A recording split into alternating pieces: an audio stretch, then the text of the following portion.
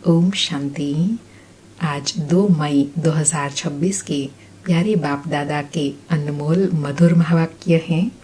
आज की मुरली के सार में एवर प्योर हसीन मुसाफिर बाबा ने विशेष स्मृति दिलाते कहा कि बच्चे, अभी तुम अविनाशी रूहानी यात्रा पर हो, जिस यात्रा से तुमको लौटकर मृत्यु लोक में नहीं आना है।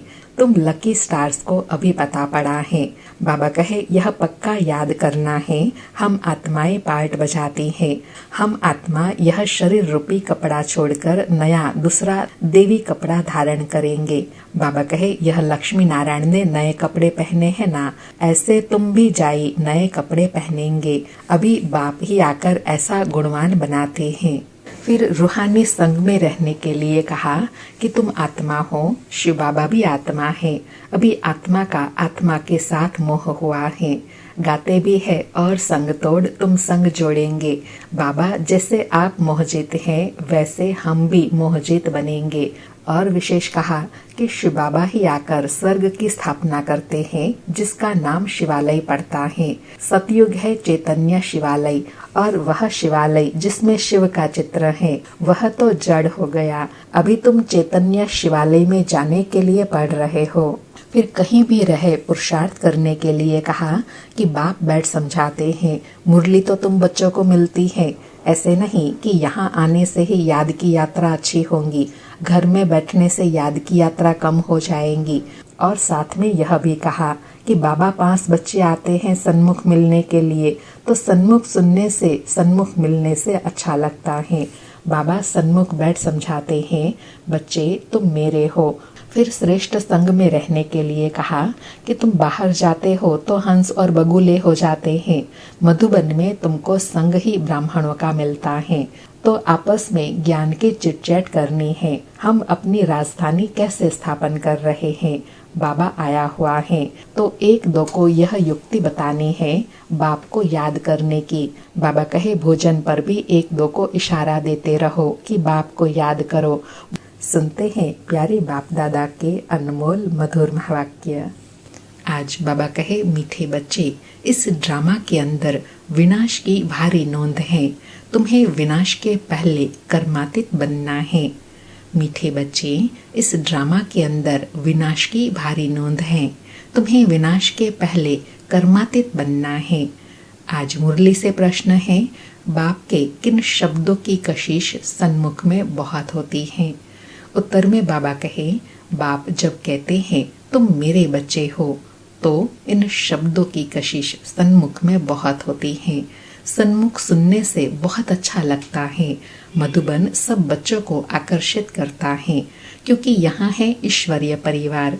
यहाँ ब्राह्मणों का संगठन है। ब्राह्मण आपस में ज्ञान की लेन देन करते हैं।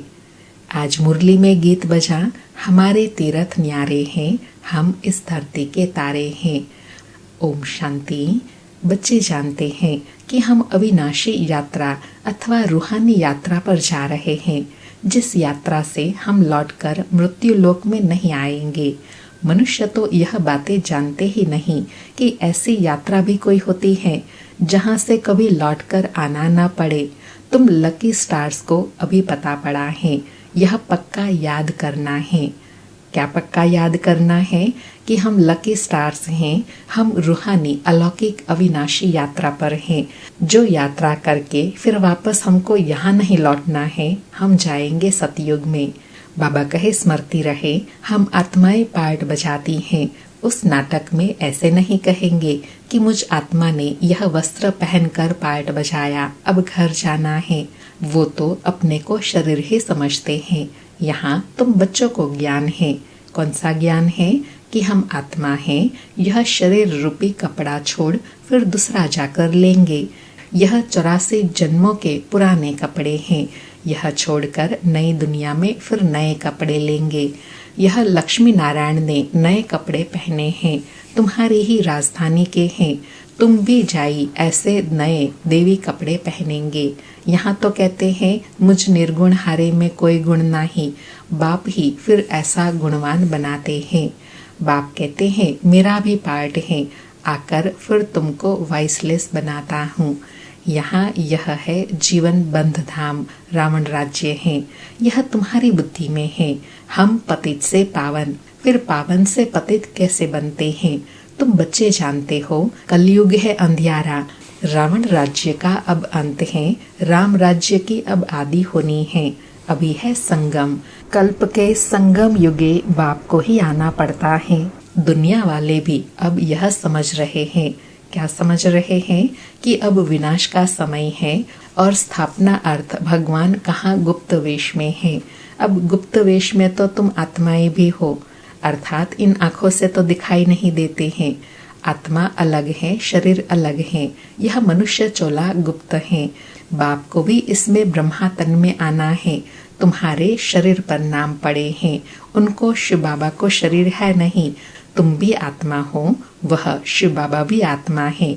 आत्मा का आत्मा के साथ अब मोह हुआ है, अर्थात आत्मा की आत्मा से अब असली लगन हुई है। बाबा कहे गाते भी हैं, और संग तोड़ तुम संग जोड़ेंगे। जैसे आप मोह जीत हैं, वैसे हम भी बनेंगे। बाबा बहुत मोह जीत हैं। कितने ढेर बच्चे हैं जो काम चिता पर बैठ जल गए हैं। परम पिता परमात्मा ही हैं, पुरानी दुनिया का विनाश कराने। परम पिता परमात्मा आते ही हैं पुरानी दुनिया का विनाश कराने। फिर मोह कैसे होगा? पतितों का जब विनाश हो, तब तो शांति का राज्य हो। इस समय सुख तो कोई को है नहीं, सभी तमो प्रधान दुखी बन गए हैं। यह है ही पतित दुनिया। शिव बाबा ही आकर स्वर्ग की स्थापना करते हैं, जिसका नाम शिवालय पड़ा है। बाबा कहे मैं जिस राज्य की, जिस दुनिया की स्थापना करता हूँ, उसको शिवालय कहा जाता है।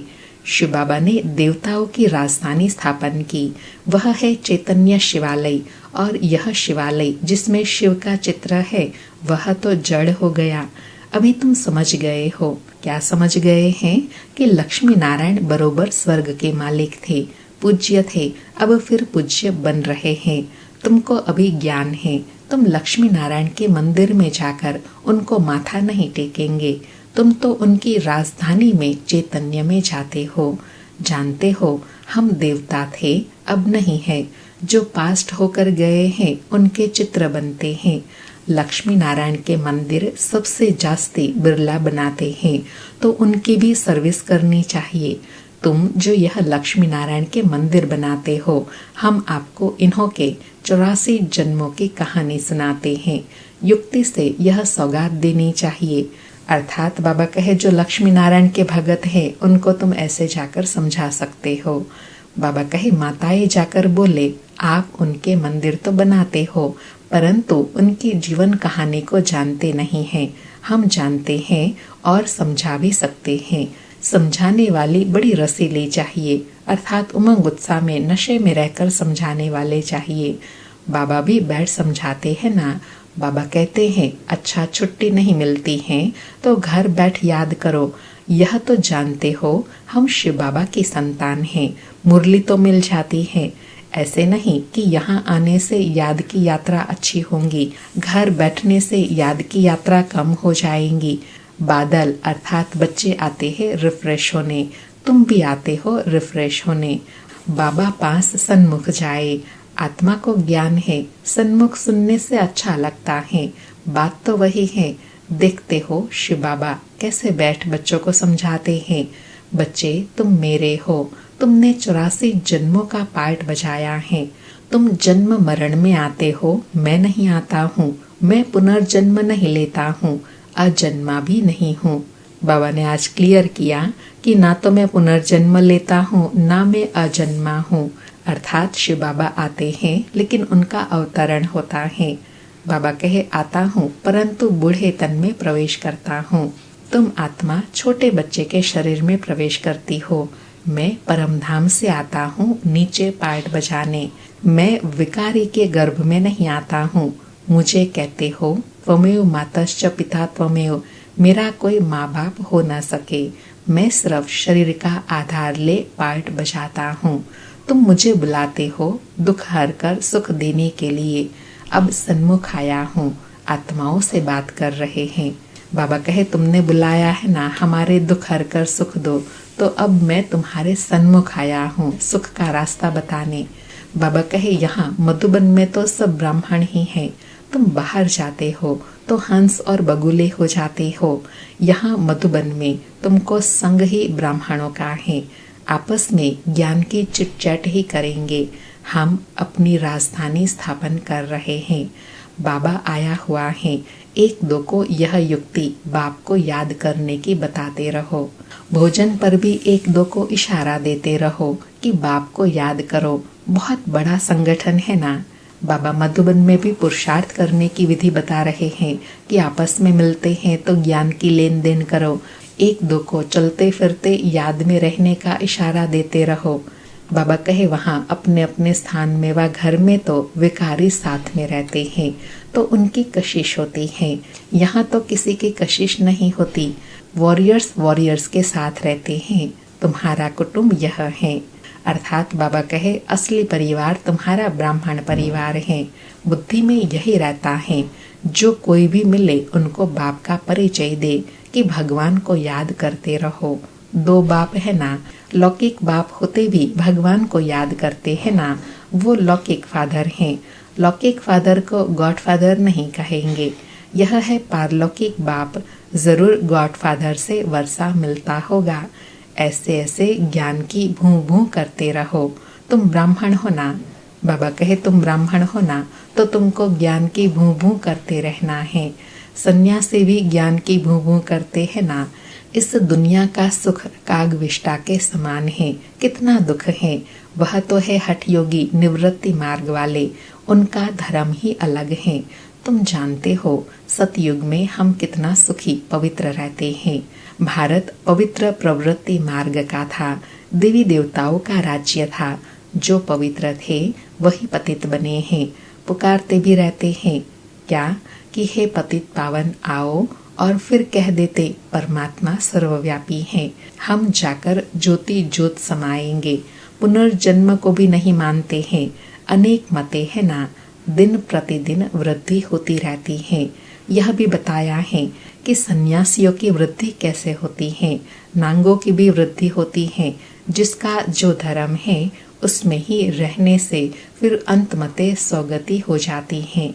जिसका जो जास्ती अभ्यास करते हैं, जैसे कोई शास्त्र आदि पढ़ते हैं तो अंत मते सौगति, फिर छोटेपन में ही शास्त्र कंठ हो जाते हैं।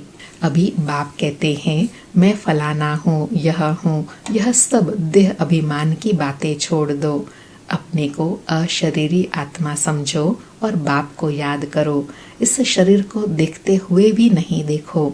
देह सहित देह के जो संबंध आदि हैं सबको छोड़ो।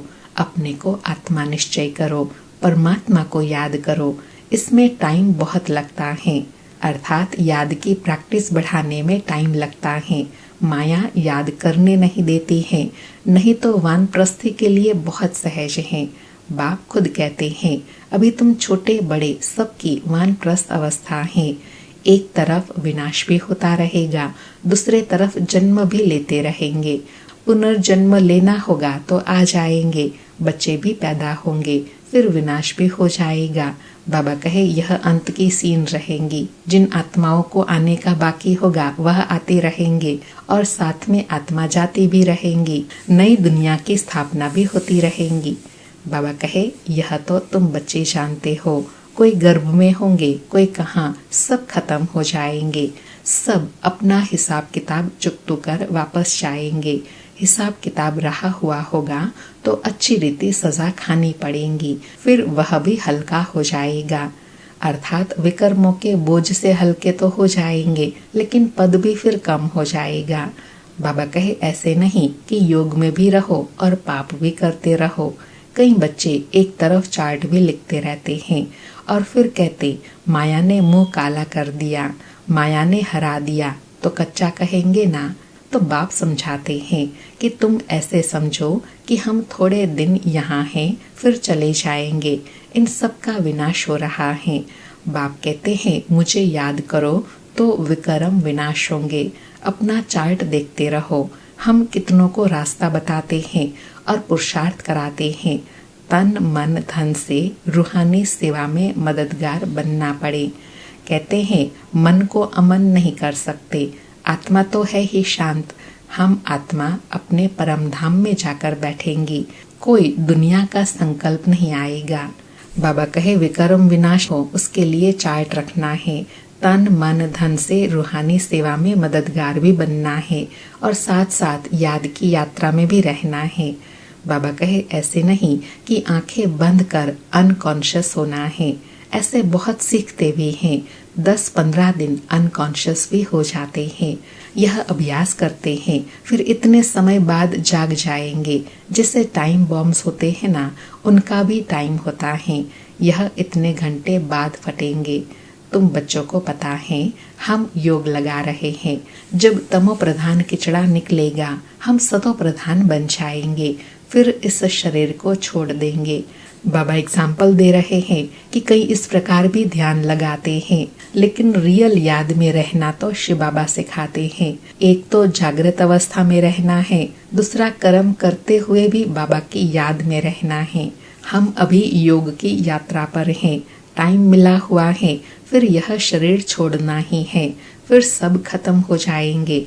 टाइम पूरा नंधा हुआ है, फिर पिछाड़ी में मच्छरों सदृश्य शरीर छोड़ेंगे। विनाश होगा, तुम कर्मातीत अवस्था को पाएंगे, फिर विनाश शुरू हो जाएगा। विनाश का बड़ा भारी सीन है। बाबा अंडरलाइन करा रहे हैं कि अंत की सीन भी बड़ी भारी होंगी। यह ड्रामा में भारी नोंद है।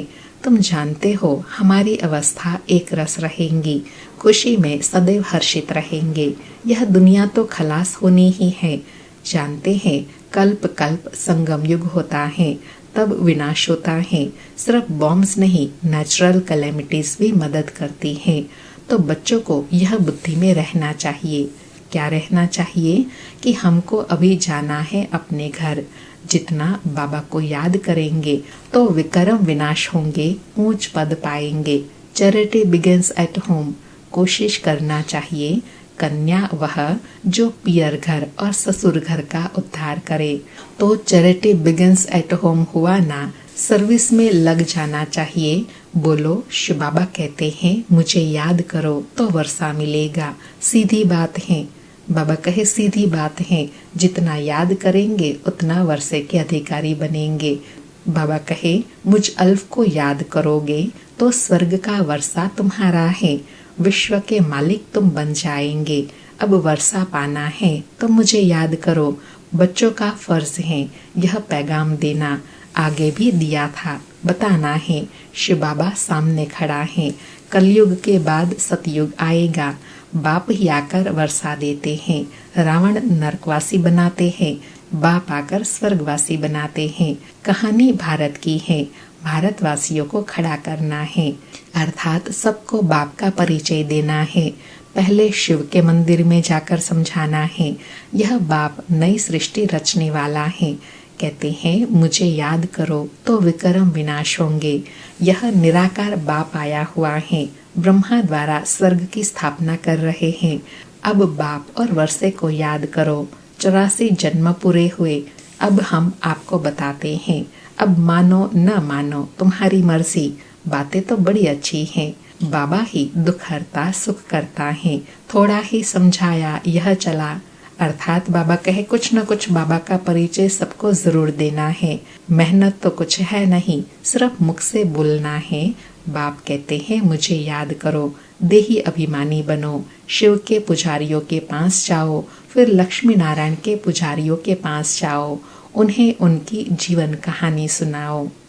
अच्छा, मीठे मीठे सिकिलथे बच्चों प्रति माता पिता बाप दादा का याद प्यार और गुड मॉर्निंग। रूहानी बाप की रूहानी बच्चों को नमस्ते। हम रूहानी बच्चों की रूहानी माता पिता बाप दादा को याद प्यार गुड मॉर्निंग और नमस्ते नमस्ते। सारी मुरली से धारणा के लिए सार हैं। पहला पॉइंट, तन मन धन से रूहानी सेवा में मददगार बनना है। सबको अल्फ का परिचय दे वर्षे का अधिकारी बनाना है। विनाश के पहले कर्मातीत बनने के लिए बाप की याद में रहना है। दूसरा पॉइंट, बाप समान मोहजित बनना है। आत्मा का आत्मा से जो मोह हो गया है उसे निकाल एक बाप से लगन लगानी है।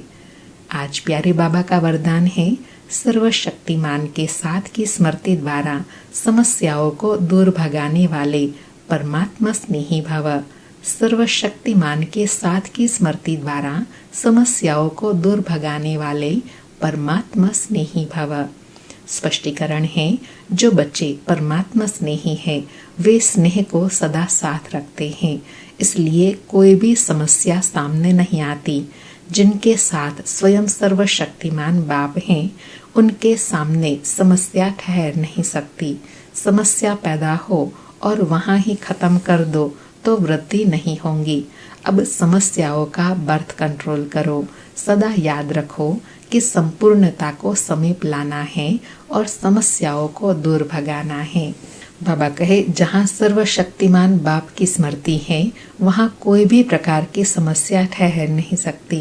अर्थात सर्वशक्तिमान बाप की याद से समस्या भी दूर भाग जाती है। आज का स्लोगन है, प्यारे बनने का पुरुषार्थ नहीं, न्यारे बनने का पुरुषार्थ करो तो प्यारे स्वतः बन जाएंगे। आज के अव्यक्त इशारे हैं, सदा अचल अडोल एक रस स्थिति का अनुभव करो। अनुभव करने के लिए कहा कि समय प्रति समय अनेक प्रकार के विघ्न आते हैं। कोई अच्छे अनन्य स्टूडेंट माया के वशीभूत हो, एंटी अगेंस्ट हो जाते हैं और सेवा में डिस्टर्ब करते हैं। ऐसे समय पर घबराते तो नहीं हो। एक होता है उनके प्रति कल्याण के भाव से तरस रखना, लेकिन उसके कारण हलचल में आना अथवा व्यर्थ संकल्प चलाना, यह है हिलना। जो हर आत्मा के पार्ट को साक्षी दृष्टा स्थिति में रह देखते हैं, वह अचल अडोल एक रस रहते हैं। आज बाबा ने अचल अडोल और एक रस अवस्था बनाने के लिए कहा कि जो भी ड्रामा में सीन चल रही है, चाहे दुनिया में चाहे ब्राह्मण परिवार में, उस सीन को साक्षी दृष्टा स्थिति में स्थित होकर देखेंगे तो स्थिति अचल अडोल रहेंगी। अच्छा, ओम शांति। शुक्रिया बाबा, शुक्रिया।